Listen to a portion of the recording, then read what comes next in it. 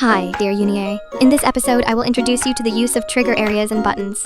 Similar to switches, they can also control components and model groups. Let's get started. Trigger area. As long as you enter the trigger area, you can change the working state of the controlled object.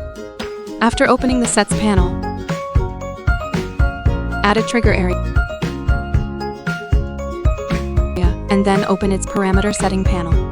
Let's start with the default and output settings of the trigger area, which are the same as switches. Default represents the default state of the trigger area, with off and on options. Output represents the serial number of the trigger area. After a trigger area is set with a serial number, it can control components with the same serial number. The most unique feature of the trigger area is the mode setting, which includes switch and button modes. In switch mode, each time you enter the trigger area, you can change its state, but not when you leave.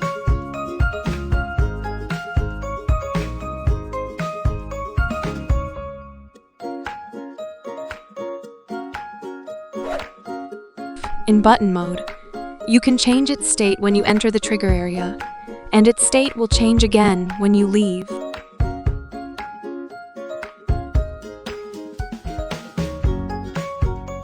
Button. The button stays on when pressed and turns off immediately when released.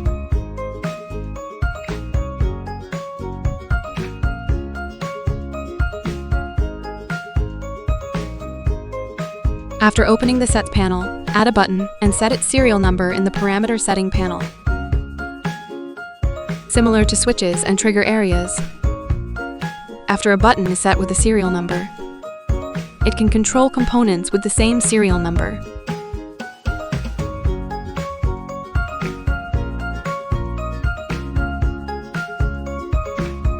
This is an introduction to trigger area and button.